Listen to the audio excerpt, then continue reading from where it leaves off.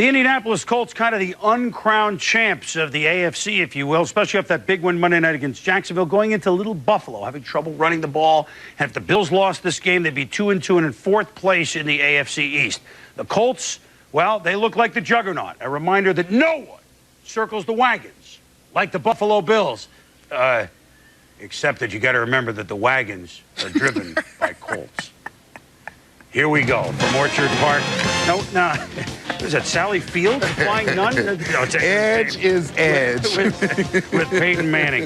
1-11 last 12 trips into Buffalo, and Rob Johnson, by scrambling it, Bills in the red zone really struggled here, Tom. Well, let's watch both ends of this play. Eric Moles fighting with David Macklin, gets open, ball delivered a little bit late, and you can see Rob Johnson had the ability probably to run for that first down, chose to threw it a little bit late, and he's a little bit ticked off at himself right there. So a couple times inside the 15, they settle for Steve Christie field goals. A third time inside the 15 makes it 9-0. And very quickly, Peyton Manning to Marvin Harrison, 14 yards, 4 minutes to go in the half. It's a 9-7 game after Buffalo was totally controlled the first half. Manning to Ken Dilger in the third quarter. Look at the grab, 30 yards. And, Tom, you love this play on 3rd and 12 for Indy. Well, this play is designed to be thrown downfield, but they already have the between Edgerrin James and Peyton Manning. Peyton knew to throw the ball behind him. Edge expected it, made the great catch. They get the first down. So on 3rd and 12, they get 13 yards, and then the drive continues in the fourth quarter. Manning to Terrence Wilkins, 10 yards. They add a 2-point conversion, 15-9. The Colts,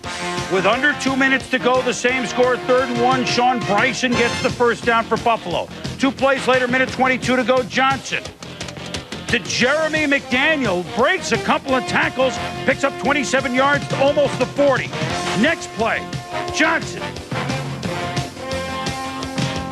Derek Moles, he's wide open, a minute 8 to go, and the Bills have circled the wagons. They've taken the 16-15 lead. Moles working at the line of scrimmage, spot shadowed right there. You can see Tony Blevins, the safety, in the middle of the football field. That's a long way to run. If you don't get a hold up on Eric Moles, you can see the safety is late. He's looking back at the corner. Give me help. Manning with 58 seconds to go to Edgerrin James. Look at the stiff arm by Edge on Keon Carpenter. 3 plays later, Peyton so under control during this 2-minute drill, or less than that, 1-minute drill. Edgerrin James, 10 tough yards, 18 seconds left. Manning to Jerome Pathon, down to the 27. Field goal range, and it's up to, there are 2 Canadian kickers in the NFL. One is Steve Christie, the other Mike Vanderjagt from the same town, Oakville, Ontario, across the lake. Good! 45 yards. The Colts have done what they've only done once in 12 previous years. They've won at Orchard Park.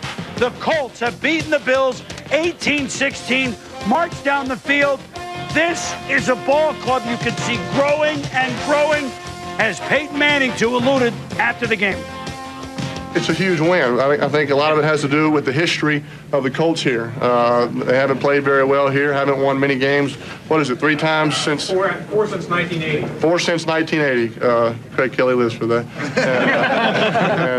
You know, it's huge. And so I think you do think about the history a little bit. You sort of carry that with you coming into this game. You're playing for players that have played here before and haven't won. And so you sort of carry that with you, and it's nice to get a win for everybody. I'm not a typical kicker. I was kind of dancing because they had some good music playing during our last drive during the timeout, and I was excited looking around, and I gave Flutie a nod as I walked on the field because we're friends, and I just gave him a little what's up because I was about to beat his team, so that was pretty cool in itself.